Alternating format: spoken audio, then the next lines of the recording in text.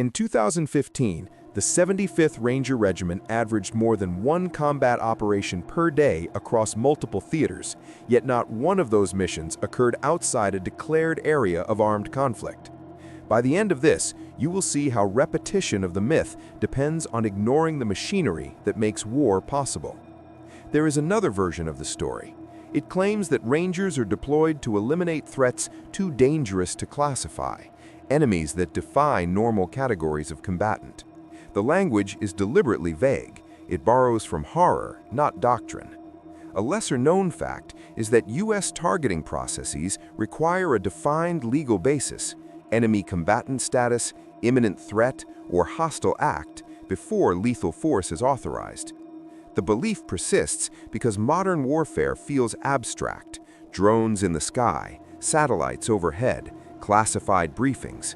When citizens cannot see the battlefield, imagination fills the void.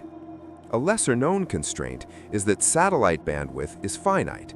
High-demand theaters compete for ISR coverage, limiting how much any one unit can see in real time.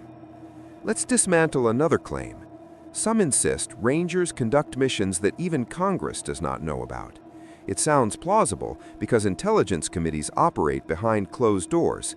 A lesser-known system-level reality is that funding for special operations flows through appropriations bills that must be authorized annually, even if line items are classified. The chain of command matters. A Ranger platoon leader answers to a company commander, who answers to a battalion commander, who answers upward through regiment and command. Orders flow downward, reports flow upward. A lesser-known trade-off is that speed of action can slow as coordination requirements increase, especially in joint environments. Consider a real operational pattern. During the campaign against ISIS in Iraq and Syria between 2014 and 2019, Rangers supported partner forces, conducted raids, and secured key terrain. Missions were coordinated with Iraqi security forces and Kurdish units. A lesser-known fact is that partner force coordination often required bilingual liaison officers, adding layers of communication that complicate secrecy. Another myth suggests Rangers operate with unlimited authority to use force. In reality, rules of engagement are theater-specific and can be restrictive. A lesser-known constraint is that positive identification standards can delay engagement, even when tactical advantage is fleeting. In urban combat, hesitation can cost lives. In 2006 in Ramadi, insurgent networks used civilian structures as shields. Rangers and other units had to weigh collateral damage risks against mission objectives. A lesser-known system-level detail is that collateral damage estimation methodologies use blast radius modeling software before certain strikes are approved. The myth of invisibility also collapses under the weight of logistics. A Ranger task force requires aviation support, maintenance crews, intelligence analysts, medics, and supply personnel. A lesser-known fact is that for every operator in a direct action element, multiple support personnel enable the mission behind the scenes. People imagine a handful of men slipping through darkness. They do not imagine fuel convoys, maintenance hangars, and satellite uplinks. A lesser-known trade-off is that increasing technological capability increases electromagnetic signature, making forces more detectable to sophisticated adversaries. Another popular claim says Rangers are used for missions so morally questionable that they must remain forever hidden. History shows that controversial missions eventually surface through reporting, memoirs, or declassification. A lesser-known fact is that after-action reviews are standard practice, generating documentation that persists even if classified. Let's examine real battlefield reality. In October 1993 in Mogadishu, Rangers fast-roped into a dense urban grid to capture lieutenants of Mohammed Farah Ayyad. The mission met fierce resistance. 18 Americans were killed. A lesser-known constraint exposed by that battle was limited armored support, which increased vulnerability during extraction. The lesson was not invincibility, but adaptation. Equipment upgrades followed, including improved body armor and communications gear. A lesser-known system-level change after Somalia was greater emphasis on joint integration between special operations and conventional armored units.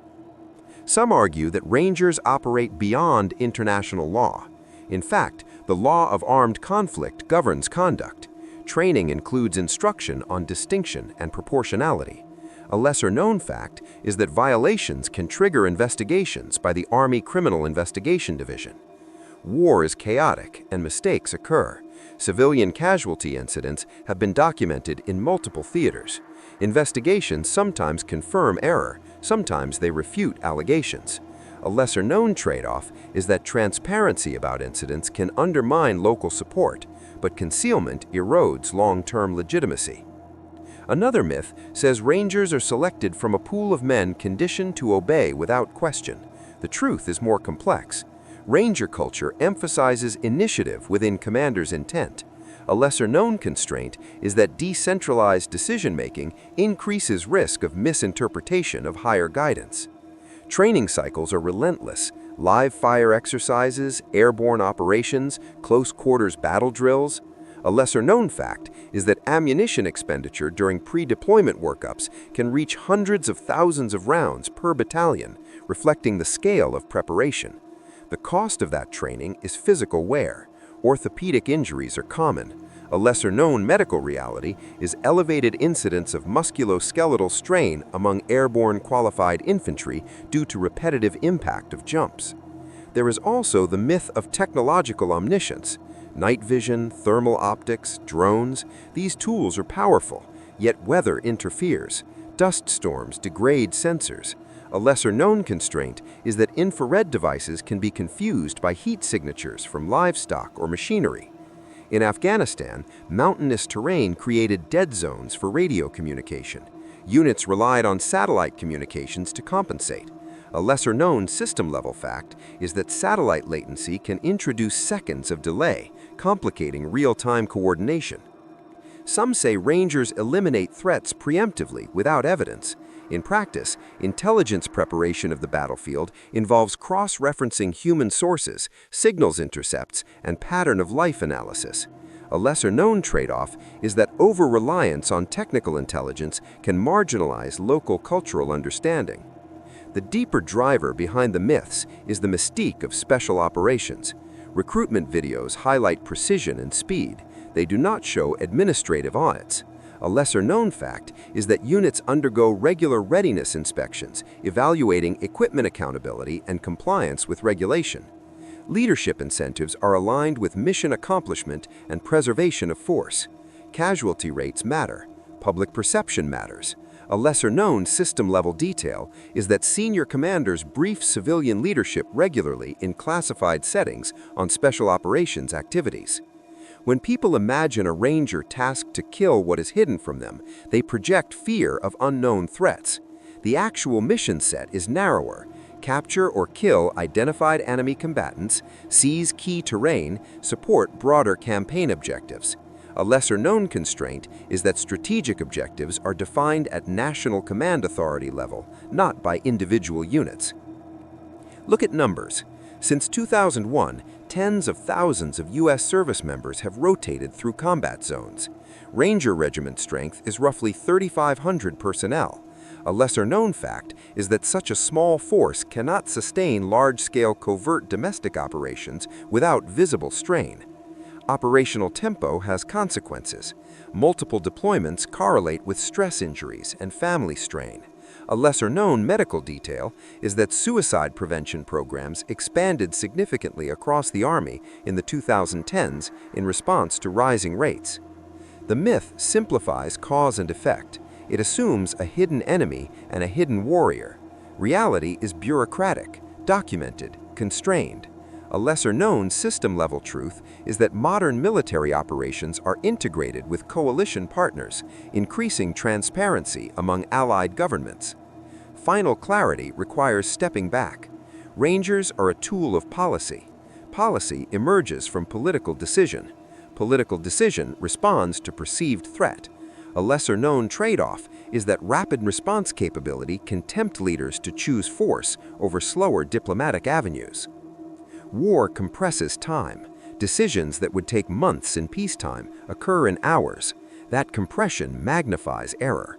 A lesser-known constraint is that intelligence assessments often include probability language, high confidence, moderate confidence, reflecting uncertainty. So the popular story fails not because Rangers lack capability, but because capability is bounded.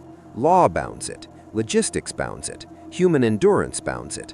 A lesser-known fact is that even elite units must cycle through reset periods to maintain readiness, limiting perpetual action. The reflective takeaway is simple. War does not create monsters, it creates systems under stress. Elite units, like the Rangers, are sharpened instruments, but they remain embedded within structure and oversight. When secrecy meets imagination, myth grows. When evidence meets structure, myth dissolves. In 2019, the 75th Ranger Regiment conducted operations in more than half a dozen countries, yet none of those deployments bypassed a formal chain of command. By the end of this, you will understand why the fantasy of a lone ranger hunting secret horrors collapses under the weight of how modern war actually works. There is another layer to the myth. It says that rangers are sent where the map goes blank, to deal with threats so classified they cannot be named. The story survives because special operations units operate quietly, and silence invites imagination. A lesser-known fact is that even the most sensitive deployments are logged through combatant command tasking orders with defined objectives and geographic boundaries. Let's take the claim that Rangers are used for missions off the books. It sounds convincing because certain budget lines are classified, but classified does not mean unaccountable. A lesser-known system-level reality is that the House and Senate Armed Services Committees receive detailed briefings on special operations funding, including force structure and operational tempo. Operational tempo is not mythology. Between 2001 and 2021, some Ranger battalions deployed repeatedly to Afghanistan and Iraq, with rotations often lasting 3 to 6 months. A lesser-known constraint is that high deployment frequency increases equipment wear rates, forcing accelerated maintenance cycles and budget adjustments. Another common assertion says Rangers operate beyond the Uniform Code of Military Justice. That is incorrect. Rangers are subject to the same military law as any other soldier. A lesser-known fact is that courts-martial have occurred within special operations units, demonstrating enforcement of discipline. Now consider the idea that Rangers are tasked with eliminating unknown biological or supernatural threats. It thrives in fiction because it merges elite training with horror imagery. A lesser-known trade-off is that military planning depends on threat identification. Without defined characteristics, logistics and tactics cannot be built. In reality, mission planning requires specifics, enemy strength estimates, weapons capabilities, terrain analysis. A lesser-known system-level detail is that intelligence preparation of the battlefield often includes terrain modeling software that simulates line of sight and mobility constraints. Imagine a night raid in Nangarhar province. Rangers insert by helicopter, secure a compound, collect documents and electronics. The mission objective is tied to a known insurgent network. A lesser-known constraint is that captured materials must be cataloged and transferred through evidence procedures to intelligence exploitation cells. The myth fails in the details. You cannot fight what you cannot define. You cannot supply ammunition for a threat you cannot classify. A lesser-known fact is that ammunition types are selected based on expected engagement distances and target profiles, not mystery. Another belief claims Rangers answer directly to unnamed officials without oversight. In practice, orders originate from the National Command Authority and flow through U.S. Special Operations Command. A lesser-known system-level reality is that deployment orders require coordination with host nations when operating abroad. Host nation approval is not optional in partnered environments. In Iraq, after 2014, U.S. forces operated at the invitation of the Iraqi government. A lesser-known trade-off is that political approval can restrict operational timing and geographic scope. Some argue that Rangers conduct missions domestically under martial law scenarios. The legal framework does not support that claim under normal conditions. A lesser-known constraint is that the Insurrection Act requires specific presidential invocation, and even then, mission parameters are limited and visible. Training shapes capability, but it also shapes limitation. Rangers are masters of small unit tactics, not occult hunters. A lesser-known fact is that Ranger training emphasizes standard infantry battle drills refined through decades of conventional warfare. Look at historical precedent. In Operation Just Cause in 1989, Rangers parachuted into Panama to seize airfields. The mission was large-scale and publicly acknowledged. A lesser-known system-level detail is that airborne assaults require extensive airlift coordination, including C-131 or C-330 aircraft scheduling. In 2003, during the invasion of Iraq, Rangers secured key objectives in support of conventional forces. These were combined arms operations, not secret exterminations. A lesser-known constraint is that joint operations require shared communications protocols to prevent fratricide. Another myth says Rangers operate without fear or psychological cost. Combat disproves that. High-intensity engagements leave mental scars. A lesser-known medical reality is that traumatic brain injuries from blast exposure have been documented among special operations personnel. Logistics is the quiet enemy of myth. A Ranger company on sustained operations requires resupply of food, water, batteries, and medical supplies. A lesser-known fact is that battery consumption for night vision and communications equipment can drive daily logistical requirements. Then there is the idea of limitless secrecy. In the digital age, satellite imagery, open-source intelligence, and social media often reveal deployment footprints. A lesser-known system-level detail is that operational security now includes monitoring of soldiers' social media activity to prevent inadvertent disclosure.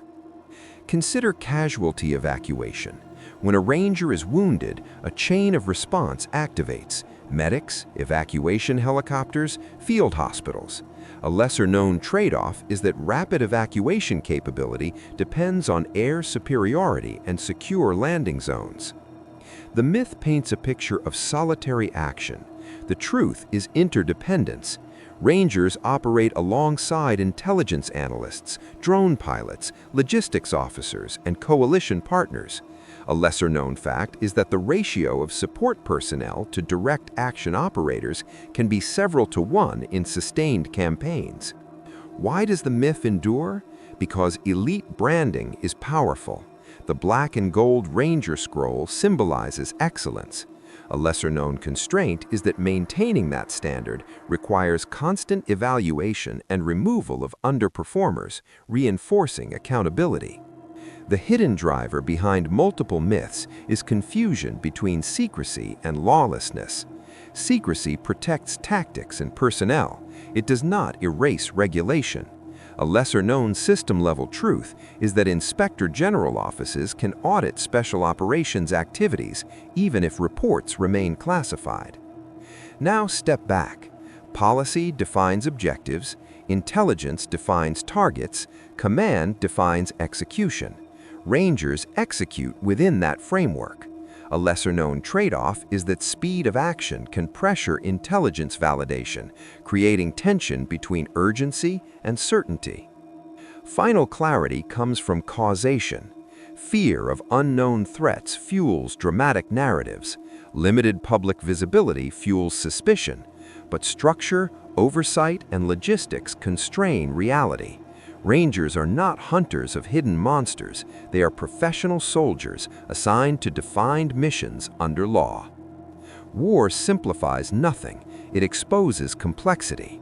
The real story is not of secret creatures in forests. It is of layered command, documented orders, finite resources, and human cost. When you understand that chain, the myth dissolves, not because Rangers lack capability, but because capability is never untethered from system and consequence.